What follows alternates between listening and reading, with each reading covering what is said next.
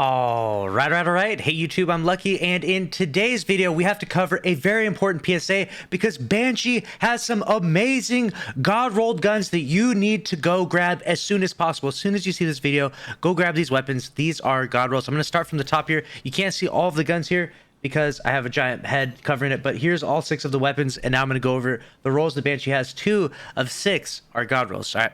First up, False Promises, Overflow, Zen Moment. Now, this is the 360 RPM auto rifle. Not the best in PvP, not the best in PvE. If by whatever reason you want to try and get a god rolled when Bungie buffs this in the future, potentially, which it has not been confirmed by any means, Subsistence Rampage would be pretty good in PvE. This is going to be an ad clear weapon, maybe Overflow Rampage, and then in PvP, Dynamic Sway Rampage or Dynamic Sway Zen Moment. But again, that's just going to sit in your vault and collect dust if you have either of those rolls. And this roll is definitely not really worth grabbing that much.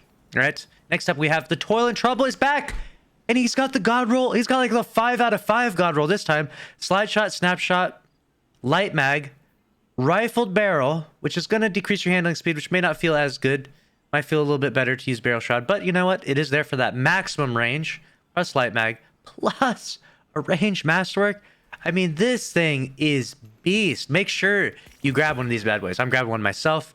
This is nasty. If you look at all of the perks that you can roll on it, that is clearly best in slot. And this is a weapon that I've talked about many times before. Definitely worth grabbing. Next up, we have the Iclos Sniper Rifle. This one has triple tap and quick draw. Definitely not the best roll. In PvP, this actually doesn't have snapshot, and so it's not going to feel very good in PvP. Like I said before, you need snapshot on the snipers in order to make it a good sniper. You don't want to be getting shot by an auto rifle hand cannon, be flinching up and down and try to scope in and aim on someone. You got to ADS real fast, so you definitely don't have snapshots, so you're not using this in PvP.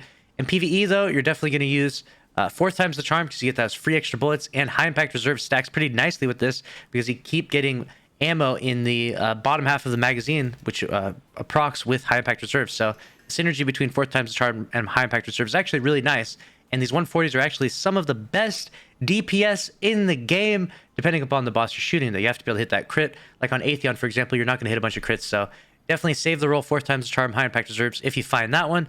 But this roll right here is not the best. This is maybe B tier at best, all right? But it does have triple tap, which gives you free ammo, so not too bad maybe if you need one for the time being. Now the Truth Teller. This is a god roll, and you need this for the Grandmaster this week for the Glassway. If you didn't watch my guide already, this is the perfect grenade launcher. You got auto loading, so you don't have to reload this bad boy a ton. You got blinding grenades on it. For some reason, you can't masterwork it though. What are you doing, Bungie? Why can't I masterwork this weapon? So odd. I bought it myself just to try it out, and you literally can't master it. You put mods on it, which is fine. You can infuse it, which is good. But yeah, blinding is just super good. Auto loading, amazing. If we go look at the Truth Teller rolls, you can see right here, auto loading is going to be pretty much the best in slot. I mean, you could go for reloading it, but honestly, shoot it once, swap to a different weapon.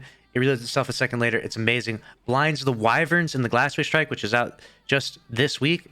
You're going to want this for sure on at least one of your fire team members. And in the last slot, there's really not the best perks overall. Multi-kill clip would actually be pretty decent, I guess, if you did kill some ads with it. So it's not too bad. None of the perks in here really stand out as being like amazing though. So keep that in mind.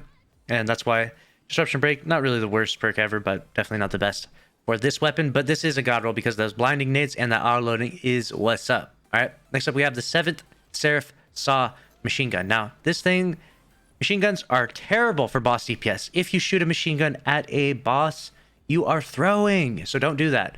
But what you can do with these is you can clear ads. But this roll right here is not the best. We got Field Prep and Elemental Capacitor is not it. Unfortunately, for this weapon, you've got Clown Cartridge, which is not bad, auto loading, and Field Prep. Personally, I would go with auto loading, dump the whole mag out, clear a bunch of ads, swap away to it. You don't want to have to go through the effort of reloading a machine gun. The reload speeds on these things are terrible. Firing Line is going to be like your only damage boosting perk in this slot, so you're probably going to have to go with that. You obviously don't want Vorpal because if you're shooting Vorpal at a boss, you're throwing big time. I mean, maybe if you're trying to do it at a champion, but honestly, that's really not. There's a lot better alternatives than shooting a machine gun at a champion. So now we're going to the last weapon, is the Memory Interdict Grenade Launcher. If you can't see here, I'll zoom in. It's this one right here, the Future War Quote Grenade Launcher. Okay, this thing is an S tier weapon if you get the right roll in PvP. Trust me. I don't know why. There's the Karens in the comments just blow my mind. This thing is so good. Have you not seen me use the play of the game for years? This thing is better than that play of the game with the right roll. It gets Impulse Amplifier, which gives it insane projectile speed. It turns it into a mountaintop, but a power ammo mountaintop. So it has a bigger blast radius and it does more damage than the mountaintop. So when you get power ammo, you're an absolute beast with this. This is easily S tier power weapon for PvP. Now, the majority of PvP playlists you play, you're not going to get a ton of power ammo, so it's not that big a deal, right?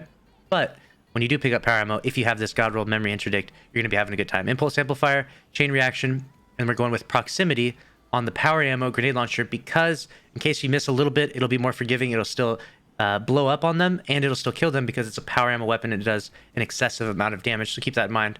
This roll, however, is not a God roll. This has Underdog and Chain Reaction and Spike. So this is far from the God roll. And in terms of PvE rolls, there's really not any roll that stands out because there's no real damage boosting perk here in the last slot. So you could try to use this for ad clear with maybe Chain Reaction, but honestly speaking, don't use this in PvE. You're throwing, okay?